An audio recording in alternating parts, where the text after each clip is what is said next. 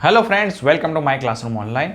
आज जो है हम लोग यूपीएससी आईएएस 2020 का जो ऐसे का पेपर है जो अभी 21 जनवरी में लिया गया, उसके जो है वो दो ऐसे डिस्कशन करेंगे।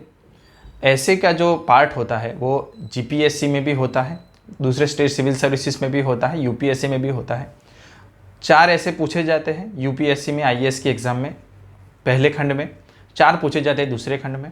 दोनों में से जो है एक एक को सिलेक्ट करना होता है और उसको जो है वो 1200 से 1500 शब्द में लिखना होता है और 125 मार्क्स का एक ऐसे होता है।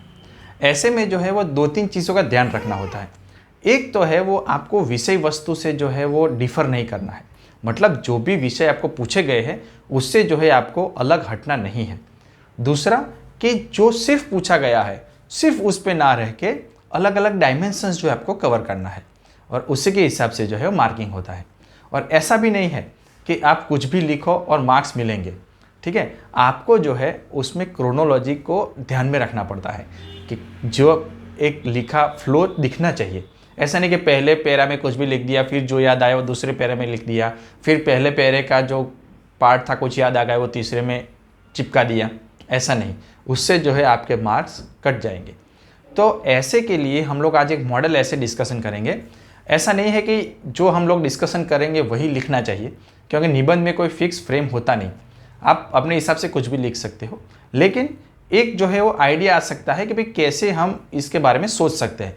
और आपको भी वो है खुद से एक बार सोचना है कि अगर आप एग्ज़ाम में बैठे हो, आपको लिखना है, तो आप इसमें 1200 शब्द मतलब कम से कम 10 से 12 पेज में आप क्या लिख सकते हो, ठीक है। तो सबसे पहला ऐसे है कि मनुष्य होने और मानव बनने के बीच का लंबा सफ़र ही जीवन है।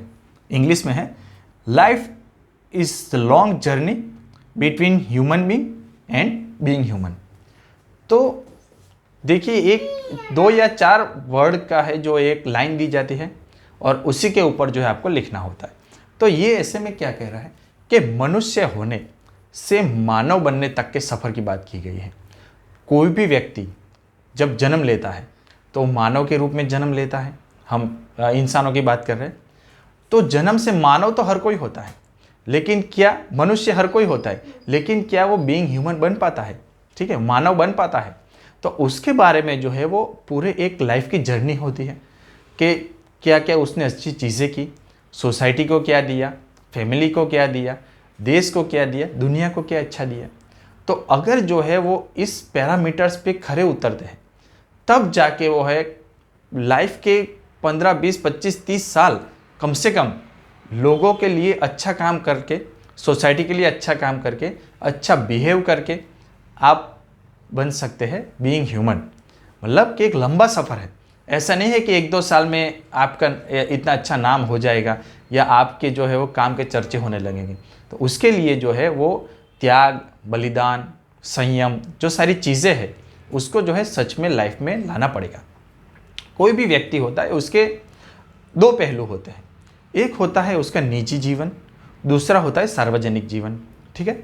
दोनों में जो है जब वो खरा उतरता है तब जाके वो एक मानव के रूप में दुनिया के सामने स्थापित हो पाता है। फॉर एग्ज़ाम्पल, अगर आपको पता है कि डोमेस्टिक वायलेंस नहीं करना चाहिए, लेकिन ये सिर्फ आपको पता है, अगर आप उसका इम्प्लीमेंटेशन नहीं करते हो तो जो है ये मूल्य किसी काम के नहीं है।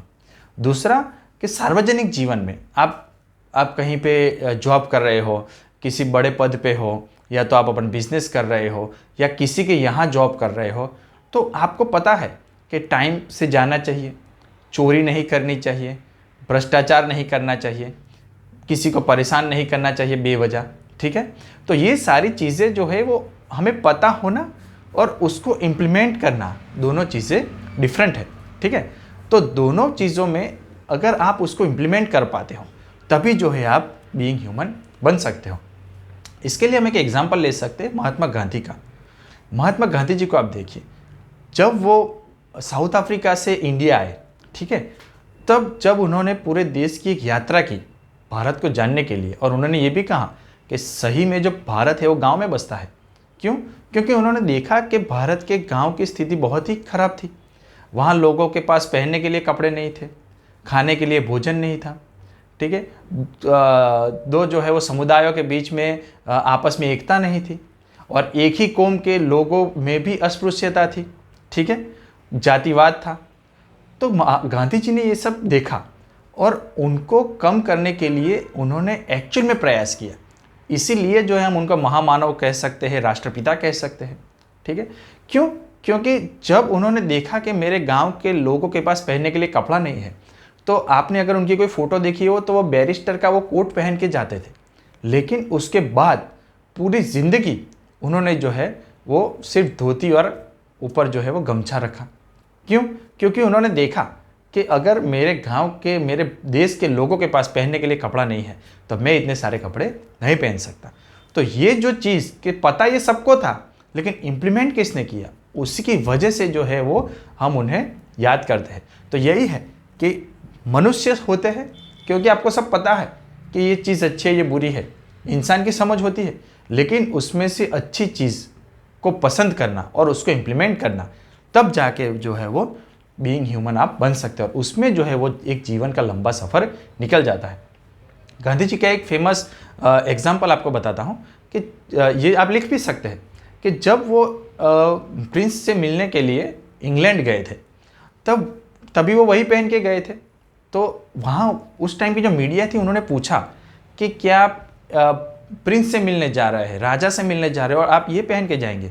तब गांधी जी ने जो आंसर दिया था वो जो है वो बहुत ही सिग्निफिकेंट था, बहुत ही उस टाइम के रिलीवेंट था। उस टाइम पे उन्होंने कहा था कि हमारा जो कोट था उसका सारा मटेरियल तो आपके प्रिंस ने ले लिया है। आप सोचिए ये एक शब्द से कितना क्रिटिसाइज़ किया उन्होंने, क्योंकि इंडिया में जो है, भारत को जो है वो सोने की चिड़िया कहा जाता था। यहाँ पे जो है वो खेती की कमी नहीं थी, पानी की कमी नहीं थी, काम करने वाले लोगों की कमी नहीं थी। ट्रेडिशनली जो है हम लोग सालों से बाहर के देशों में जो है वो अपने मसाला और वो सब भेजते आ रहे थे। इंडिया में जो है वो गोल्ड भी काफ़ी था, यहाँ पे जो है वो जानकार भी बहुत थे जो अच्छी अच्छी चीज़ें बनाते थे। लेकिन अंग्रेज़ों ने क्या किया, इंडिया जो कि मटेरियल एक्सपोर्ट करता था उसको इम्पोर्टर बना दिया। सारी चीज़ें यहाँ की डिस्ट्रॉय कर दी उन्होंने धीरे धीरे करके। टैक्स इतना लगा दिया कि लोगों को खाने के लिए परेशानी होने लगी। तो ये सारी चीज़ें होने के कारण गांधी जी ने ये कहा कि हमारे यहाँ जो सब था वो तो आप लोग ले गए, तो अब यही हमारे पास है। तो ये एक सिंबल था। फिर अस्पृश्यता निवारण के लिए उन्होंने काम किया, ठीक है। दो कौम के बीच में जो है वो एक आपस में एकता बनी रहे, उसके लिए उन्होंने काम किया। तो तब जाके वो बीइंग ह्यूमन बन पाए। तो लाइफ में जो है कई बार क्या होता है कि हमें पता होता है कि त्याग, बलिदान, संयम रखना चाहिए, लेकिन जो रख पाता है वही बन जाता है बीइंग ह्यूमन। उसको आप अलग अलग डायमेंशन से लिख सकते हो। जैसे कि भाई इकोनॉमिक्स में आप लिख सकते हो कि भाई आपको पता है टैक्स चोरी नहीं करनी चाहिए, लेकिन फिर भी आप करते हो, तो आप जो है वो बीइंग ह्यूमन नहीं कहलाते, ठीक है। उसी तरह से आप डिफरेंट और हिस्ट्री में भी ले जा सकते हो। जैसे हमने महात्मा गांधी का एग्जाम्पल लिया, उसी तरह आप गौतम बुद्ध का भी एग्जाम्पल ले सकते हैं, ठीक है, कि उनको भी जो है वो अपने गुस्से पे उन्होंने काबू रखा। तो दूसरे भी जो महानुभाव है उनका एग्जाम्पल ले सकते हैं। आप अशोक की बात कर सकते हैं। अशोक जो है उन्होंने कलिंग पे जो आक्रमण किया, उसके बाद उनको रियलाइज़ हुआ कि नहीं, इसमें तो बहुत सारे लोग मर रहे हैं। तो उसके बाद उन्होंने जो है शांति का एक मार्ग अपनाया, जिसे अशोक का धम्म कहा जाता है। तो मनुष्य होने से आपने दुनिया को क्या दिया, लोगों को क्या दिया, सोसाइटी को क्या दिया, क्या फ़ायदा हुआ आपकी वजह से, अपने फैमिली को आपने क्या अच्छी बातें सिखाई, क्या अच्छी बातें उनको बच्चों में आपने इनकलकेट की, उनके सामने क्या एग्जाम्पल रखा, ठीक है। आप अगर किसी को कहेंगे कि भाई जुआ नहीं खेलना चाहिए या दारू नहीं पीना चाहिए, लेकिन अगर उसने आपको देखा ऐसे करते हुए, तो क्या आपकी बात को सीरियसली लेगा? नहीं लेगा।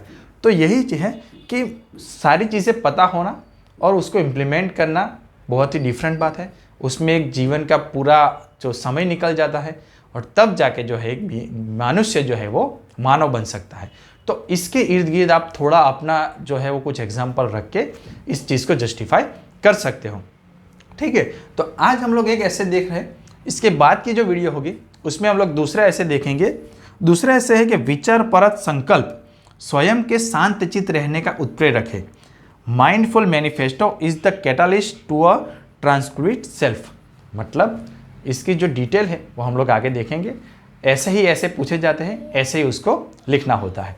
नेक्स्ट वीडियो में मिलते हैं, तब तक के लिए थैंक यू, जय हिंद।